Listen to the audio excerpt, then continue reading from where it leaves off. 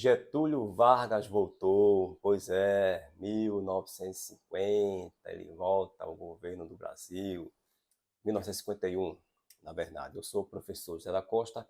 O canal é História em um Instante. Se você caiu aqui de paraquedas, estamos falando agora sobre presidentes do Brasil. Já fiz vários vídeos lá numa playlist minha, Presidentes do Brasil, que você tem lá vários vídeos. Já falei sobre Getúlio Vargas e agora a volta de Getúlio Vargas em 1951. Boris Fausto vai dizer no seu livro História Concisa do Brasil, Boris Fausto, Getúlio Vargas tomou posse em janeiro de 1951. A UDN tentou sem êxito impugnar sua eleição, alegando que só poderia ser considerado vencedor o candidato que obtivesse maioria absoluta dos votos. Essa exigência não existia na legislação da época. Desse modo, os liberais punham à nu as suas contradições. Defensores em princípio da legalidade democrática não conseguiram atrair o voto da grande massa nas eleições mais importantes. A partir daí passaram a contestar os resultados eleitorais com argumentos duvidosos ou cada vez mais a apelar para a intervenção das Forças Armadas. Curioso, né? Isso aqui não é o Brasil atual, não, nas eleições de 2022. Não, isso aqui é o contexto aí da volta de Getúlio Vargas. A UDN da época, um partido ultraconservador, defensor das liberdades, as liberdades deles. Getúlio Vargas foi eleito democraticamente e eles queriam dizer que a eleição não era válida ou então ter intervenção militar. Curioso, né? Como a história muitas vezes muito parecida, tende a se repetir aqui e ali, com outros atores sociais, em outro contexto, mas muito parecido. Em todo caso, Getúlio Vargas é eleito em 1951, democraticamente. Eis o contexto. O contexto é de urbanização crescente, de trabalhadores lembrando dos benefícios sociais. Então, Getúlio Vargas, conquanto fosse um ditador, no Estado Novo, de 37 a 45. Aliás, caiu uma questão no Enem de 2024, no momento que gravo este vídeo. O Enem 2024 já passou.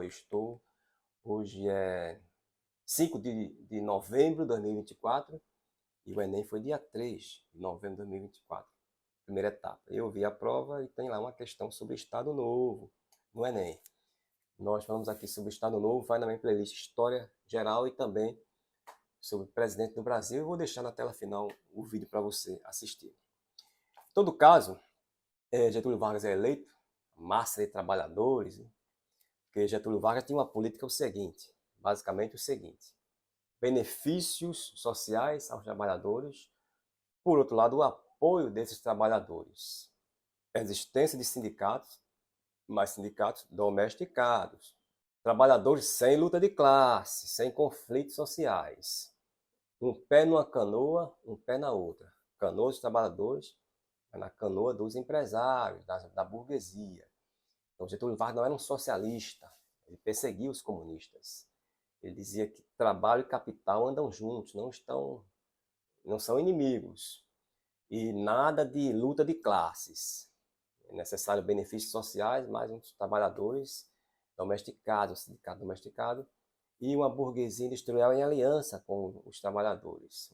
Um pé numa canoa e o pé na outra canoa, como diz o Rodrigo Vizeu, no seu livro Presidentes do Brasil, ele usa essa expressão.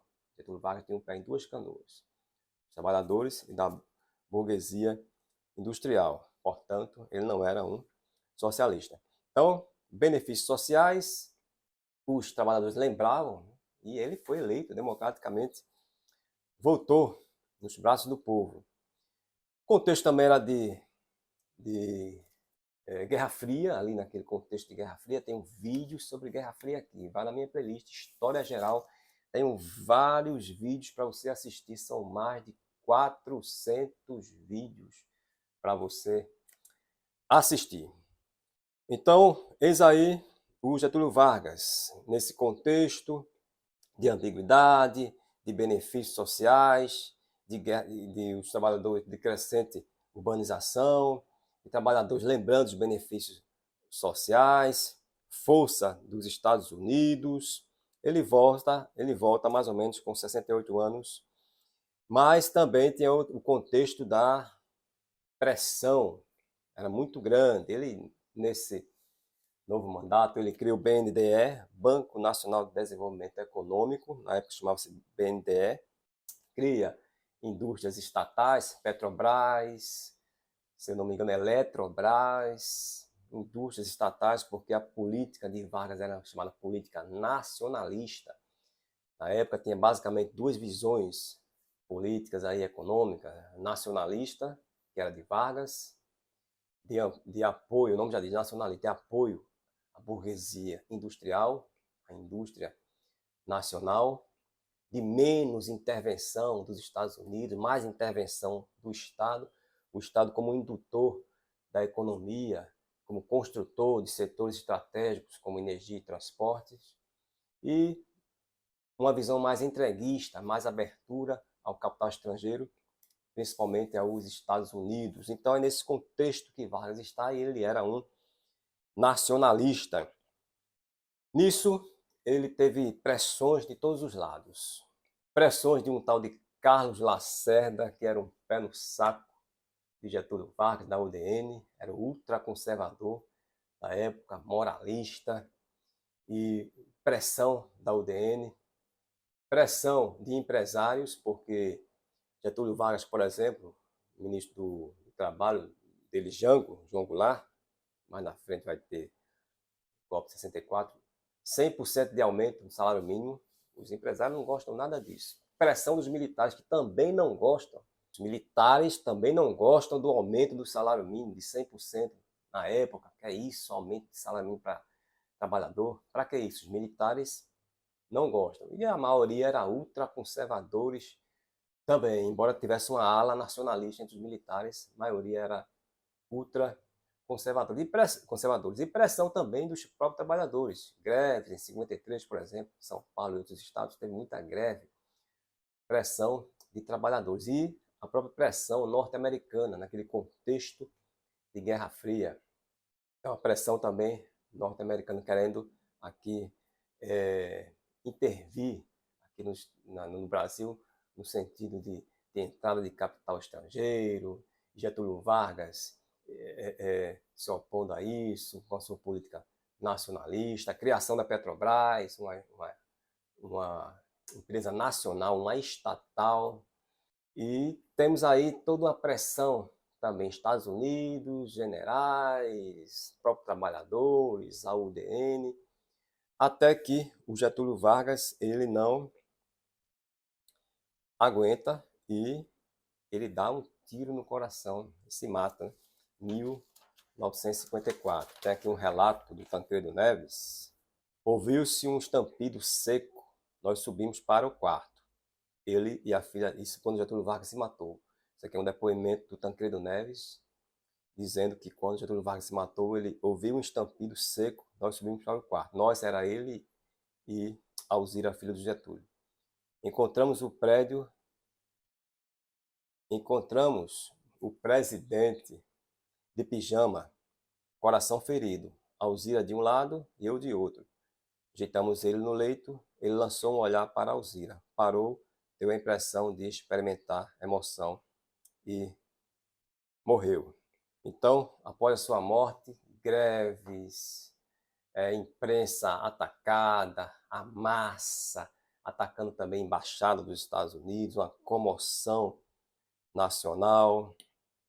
Legado de Getúlio Vargas, segundo aqui o Boris Fausto, instituições de leis trabalhistas, embora enquadrada na rigidez de um regime autoritário. Boris Fausto. Lado negativo, tinha propensão ao autoritarismo. Sua presidência teve consequências muito grandes para o bem ou para o mal. Foi o presidente mais importante da história do Brasil. Quando se matou, assume a presidência o vice Café Filho. Mais adiante eu falo sobre o Café Filho. Um detalhe que eu lembrei agora, eu ia esquecer, estou lembrando agora, e não coloquei aqui nas minhas anotações, foi que o Carlos Lacerda, da UDN, um partido na época ultraconservador, que era um pé no saco do Getúlio Vargas, foi alvo de um atentado e próximo à sua residência. Se não me engano, queriam matá-lo, mas acertaram o pé do Carlos Lacerda. Ele saiu pouco ferido, mas mataram um militar lá da aeronáutica, Rubens Vaz, se não me engano o nome dele. E investigação aqui e ali, alguém da guarda pessoal de Getúlio Vargas esteve envolvido no atentado, embora nenhuma prova, até hoje não há nenhuma prova de que o presidente soubesse deste atentado. Mas alguém da guarda pessoal de Getúlio Vargas, acho que é o Gregório Fortunato, se não me engano, é esse o nome dele, foi indiciado. Então isso aí também serviu de alimento para o Carlos Lacerda e de pressão, né? Pressão para o Getúlio Vargas, que cometeu suicídio em 1954. Professor José da Costa, você chegou até aqui, gostou do vídeo, então por que não ajuda o canal a crescer? Dando um simples like, comentando, compartilhando, ativando o sininho e nos ajudando com um simples gesto aí, indicando a um amigo, colocando o vídeo para frente, porque o canal História em um Instante está crescendo aos poucos, mas vai crescer mais ainda a depender de você. A gente se vê no próximo vídeo. Um abraço.